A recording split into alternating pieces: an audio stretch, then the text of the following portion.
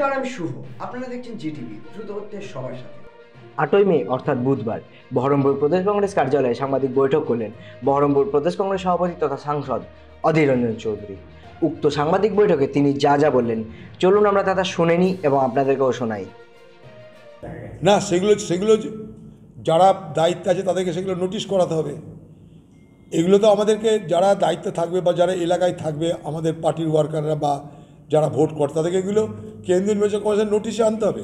ওরা তো চেষ্টা করবেই। সরকার অর্থাৎ পশ্চিমবঙ্গের তৃণমূল পার্টি পুলিশের মদতে ওরা তো চেষ্টা করবেই সব কিছুর মধ্যে চুরি বাটপাড়ি ছ্যাঁচড়ামি করতে।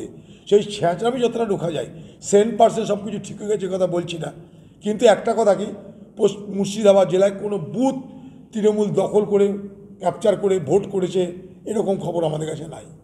বুথ সুরক্ষিত থাকলেও এলাকাগুলো সুরক্ষিত ছিল না। বেশ কিছু জায়গায় দেখলাম ভোটাররা যখন ভোট দিতে যাচ্ছে তাদেরকে বাধা দেওয়া হচ্ছে, ভয় দেখানো। হ্যাঁ, সেটা আমরা বলেছি নির্বাচন কমিশনকে, আজকে না অনেক আগে বলেছি। আমি দিল্লিতে বলে এসেছি, এখানে বলেছি, যখন আমার সঙ্গে দেখা করেছি তখনও বলেছি। আমি দেখুন, সব শেষে মানুষের প্রতিরোধ সব থেকে শেষ কথা বলবে। মানুষ যদি প্রতিরোধ করতে না পারে, কেন্দ্রীয় নির্বাচন কমিশন ঘরে ঘরে গিয়ে তো একটা করে পোস্ট দিতে পারবে না। ভোট দেওয়ার অধিকার মানুষের অধিকার, সেটাকে তাকে সুনিশ্চিত করতে হবে, মানুষেরও হিম্মত ধরতে হবে।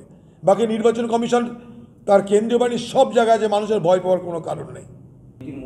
এদের নতুন কথা কি, পশ্চিমবঙ্গ সরকার দুর্নীতির রক্ষাকারী, পশ্চিমবঙ্গ সরকার লুটেরাদের রক্ষাকারী, পশ্চিমবঙ্গ সরকার ডাকাতদের রক্ষাকারী।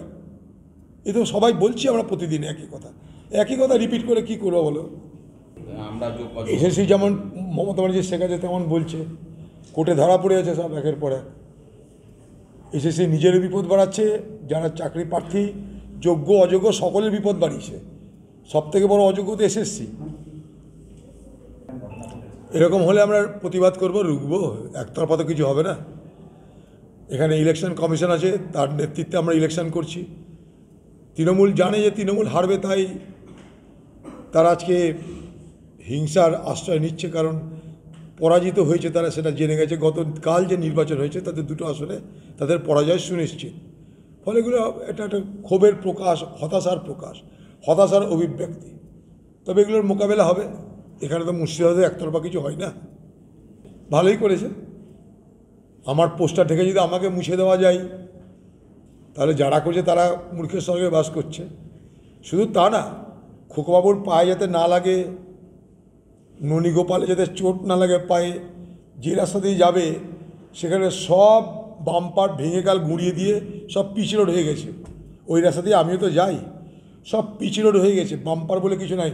ননীগোপালে যদি পায়ের ব্যথা লাগে তাই সব বাম্পার উঠিয়ে দেওয়া হয়েছে, পিচ রোড করে দেওয়া হয়েছে। 2, খোকাবাবুর আজকে এমন হাল যে পর্বতের মুশিক প্রসব হচ্ছে। খোকাবাবুর মতো নেতা আসছে, তার জনসভা নেই, তাকে কোন গলিতে নিয়ে গিয়ে সেখানে একটা পথসভা করবে। সেই পথসভার লোক আসছে সারা মুর্শিদাবাদ থেকে।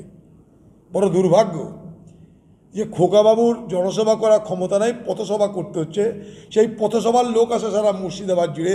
আর খোকাবাবুর যাতে পদযাত্রায় কোনো অসুবিধা না হয়, সমস্ত বাম্পার ভেঙে দেওয়া আছে, ননীগোপালের পায়ে যেন চোট না লাগে। আমরা অনেক কিছু কেন্দ্রীয় নির্বাচন কমিশনের কাছে চাই, সেগুলো করতে হবে তাদেরকে, কারণ নির্বাচন পরিচালনা করার দায়িত্ব তাদের। আমাদের যা যা দাবি আমরা জানাচ্ছি। যে পশ্চিমবঙ্গ না খুলবে তো কী করবে? প্রধানমন্ত্রী দেখুক যে যাদেরকে খাতে করছে তারা কী করছে তাকে। আপনারা এতক্ষণ দেখছিলেন জিটিভি, দ্রুত হচ্ছে সবার সাথে। জিটিভির আরও নতুন নতুন খবরে আপডেট পেতে এক্ষুনি লগ ইন করুন www.gtvlivenews.com।